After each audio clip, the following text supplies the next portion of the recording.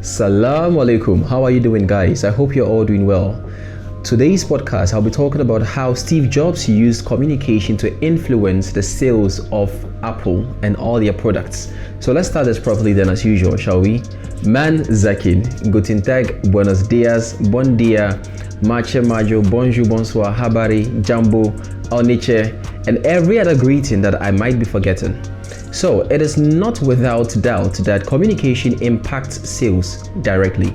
Everybody knows that the biggest companies in the world are the biggest communicators of their brand. As a matter of fact, if you can't communicate your brand properly, then nobody might know your brand.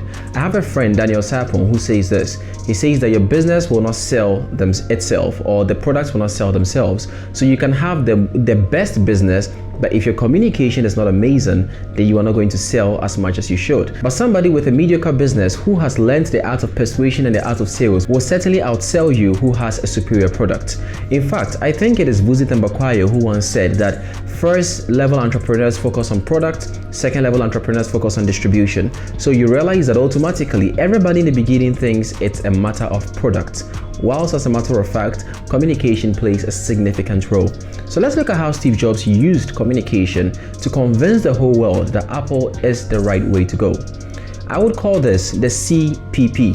So please, once again, the last time we had the LPC, today we have the C.P.P.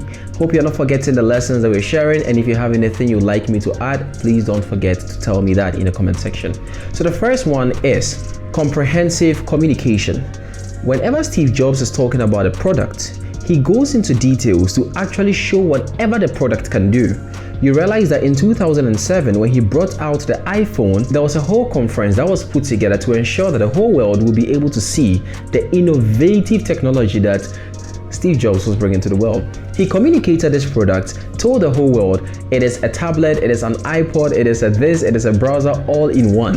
That was a famous speech by Steve Jobs that most people in the world today know. So, comprehensive communication. It means that don't leave anything that your business does which you think is very essential out of your communication. Don't think that people must automatically know what you don't communicate. As a matter of fact, whatever you don't communicate, assume that your client has no idea about. The next one is presentation.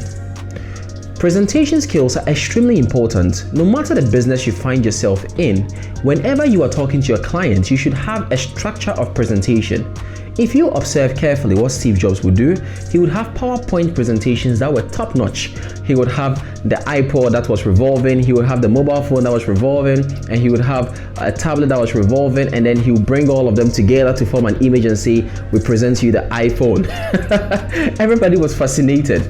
The reason being, no matter how amazing you are at communication, if you do not have good presentation skills and good presentation assistance, you most likely will not be able to sell your products to your client. You know that most people do not necessarily work with the theoretical aspect of things. That is to say that when you describe things naturally to people, it takes a while. That is why even in our YouTube videos, whenever I'm talking, you'd see some presentation and some illustrations of some things and some people as and when I speak. It is to be able to present to you the idea I'm talking about. The last P of the C.P.P. is passion. If anybody has observed Steve Jobs all throughout his sales techniques and videos that you might find on YouTube, the most prominent feature that you would say runs through all of them is his passion. The passion with which Steve Jobs used to talk about Apple product is beyond comprehension. That is to say that if you do not love the product, you certainly cannot sell the product. Now, as a business development consultant, the one thing that I see again and again and again is that clients would call a person and call this person our salesperson and send the person to go and sell the goods, services, or products of that company. Now, this is a person who has no skin in the game because the person has nothing to lose. In Steve Jobs' case, that was not the case. That was his company. He was a co-founder of the company. It means that if the company does well, he would do well, and so he had skin in the game. Therefore, whenever he was communicating, you could feel the passion in his voice. That is not by accident. The businesses that are able to sell are those that communicate with passion. Whenever you speak to any of those great entrepreneurs, whenever you hear them during your interviews, they will talk to you about passion, passion, passion.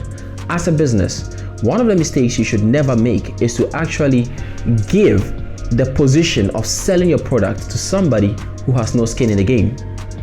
Well, the first one is comprehensive communication, the second one is presentation, and the last one is passion. This is how Steve Jobs used communication, or the art of communication, to steer Apple on the path of success that it currently is. I hope that you have gathered some valuable lessons from this video, and please don't forget to share your thoughts in the comment section. I'll be delighted to hear from you and to learn from you as well. Also, do let me know the companies you'd like me to speak on and topics that you'd like me to address in the comment section. Till I come your way next time, cheers guys.